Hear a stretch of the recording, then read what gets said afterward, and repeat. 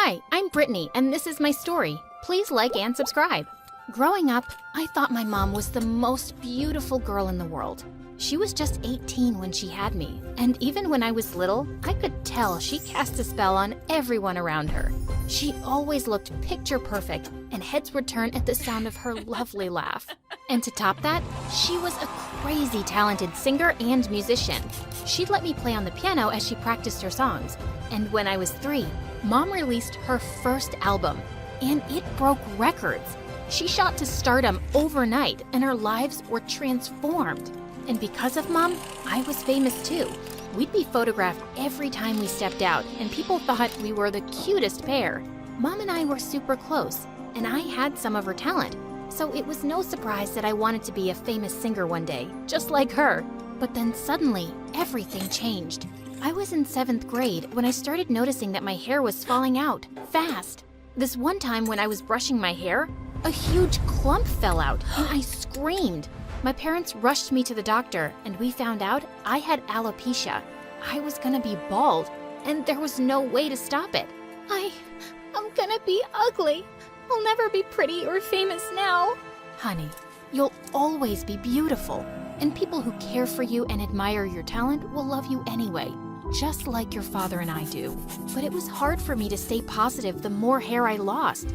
The only thing that helped me was my songwriting. I'd vent out my feelings that I couldn't express to anyone, not even Mom.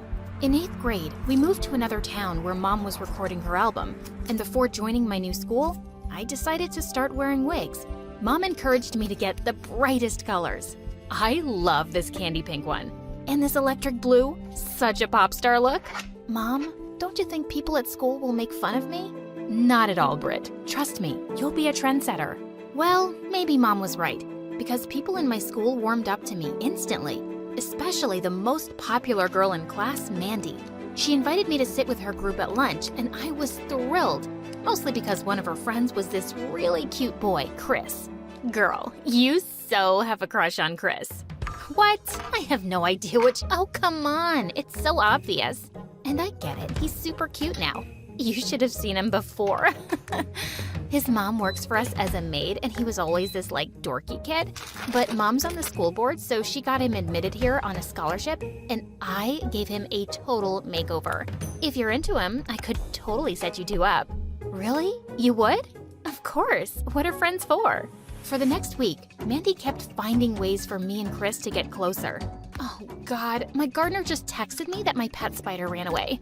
I gotta go home. Come with me, girls. You both wanted the chocolate milkshake, right? Sorry, last one left. But I got you guys straws to share. I felt Mandy's tactics were working. I was spending time with Chris, and he was funny and cool to talk to. But then one day, Mandy came to me with a really odd request. Listen, Britt, could you get us some of your mom's used lipsticks?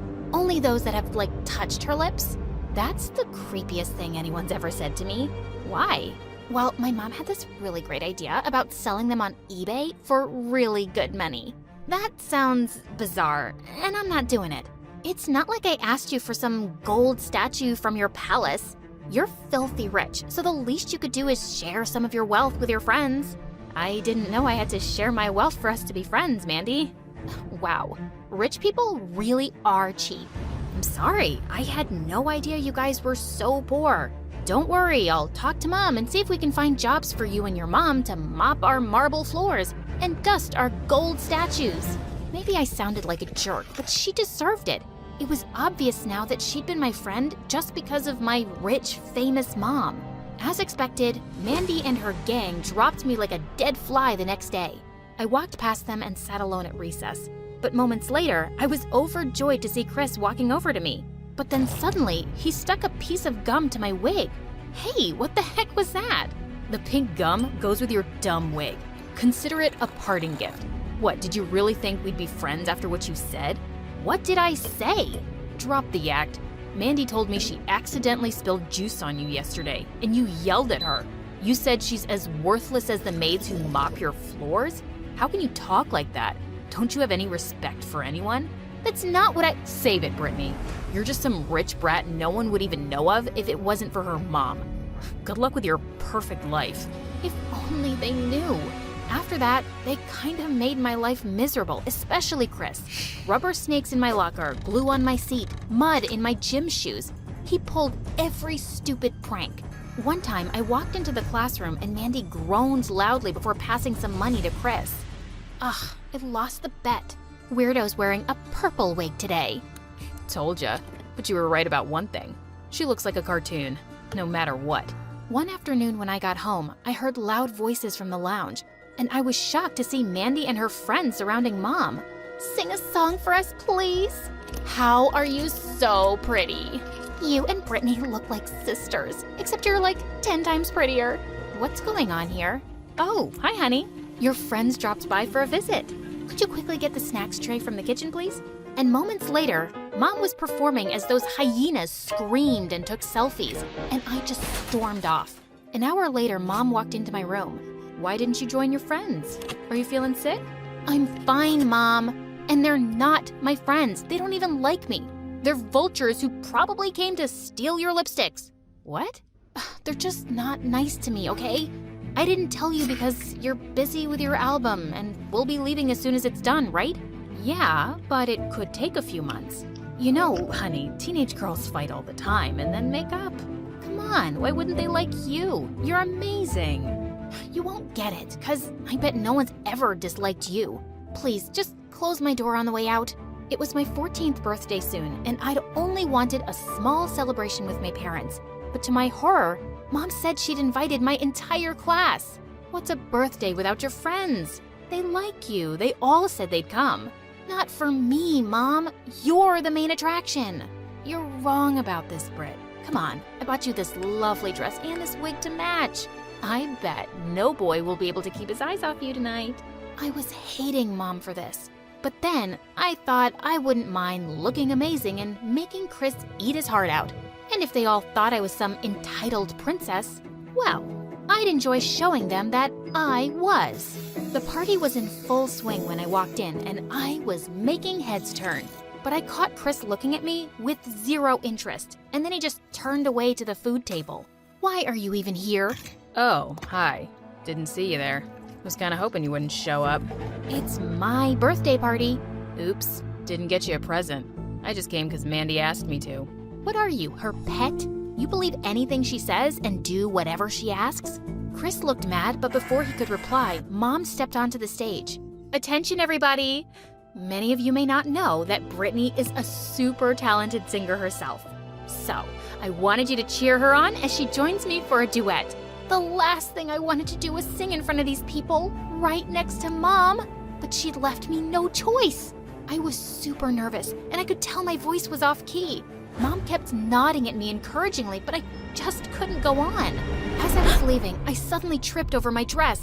Mom caught me before I fell flat on my face, but then I realized my wig had come off. Everybody was staring at me in shock, and I burst into tears and ran away, with Mom behind me. Brittany, it's not such a big deal if people know. You're beautiful as you are. Gosh, can you just please stop, Mom?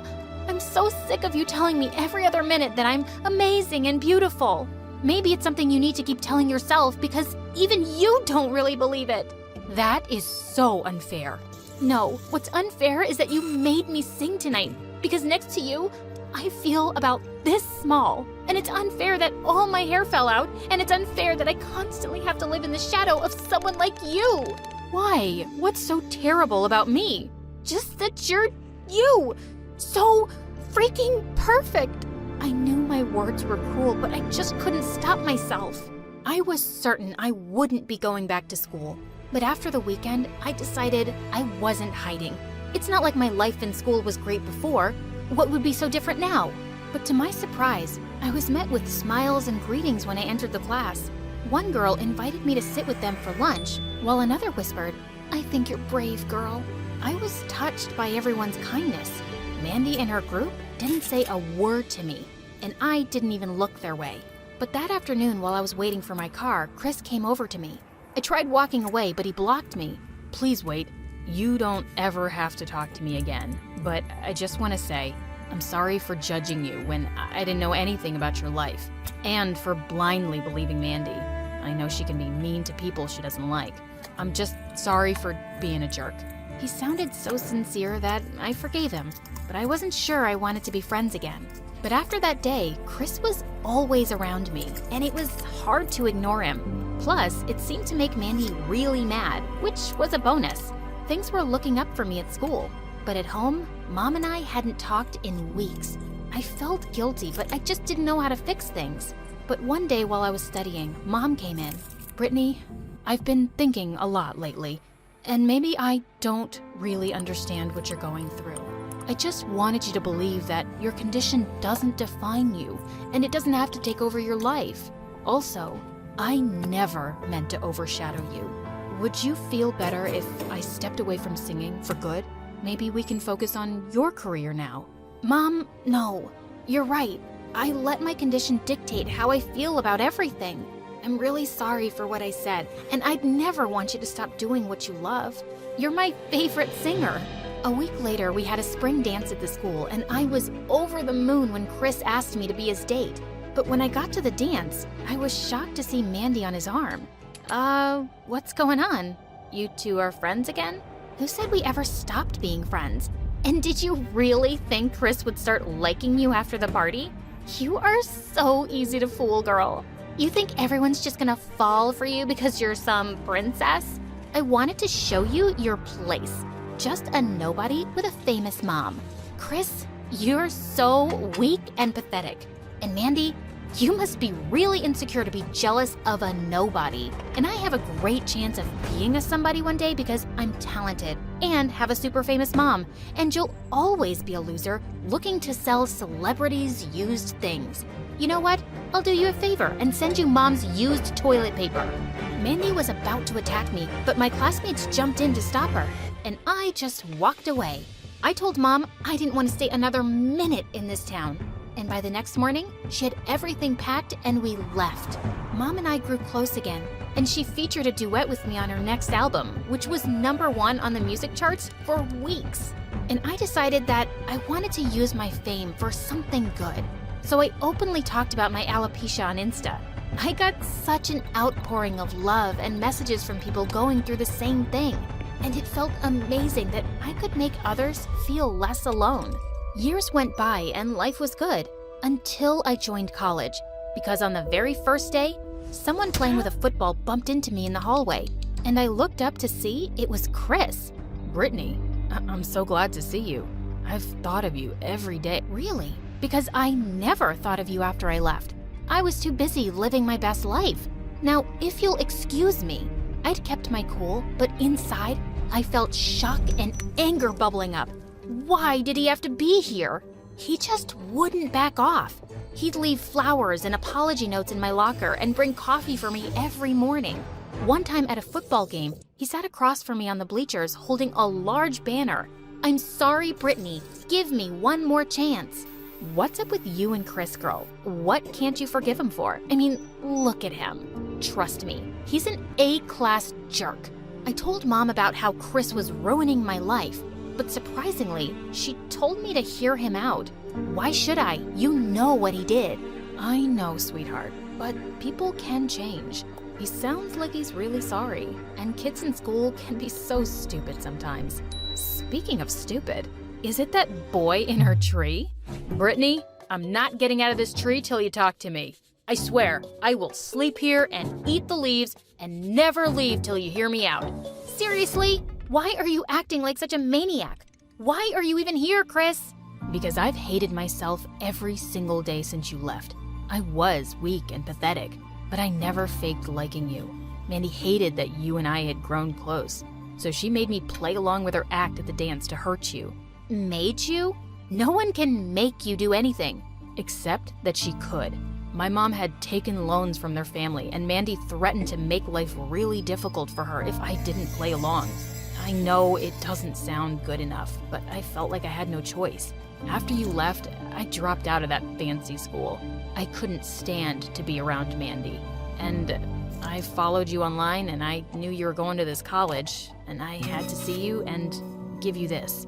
It was one of the journals where I used to scribble away my songs. I had no idea where I'd lost it. You left it in your locker, and I held on to it. I was hoping to return it one day and just tell you that I'm really sorry. I seem to say that a lot, but believe me, I've meant it every time. I think I believe you, Chris, but you'll have to keep convincing me. I will, promise. Once I'm sure that you're not an awful person, I might set you up with a friend who thinks you're really cute.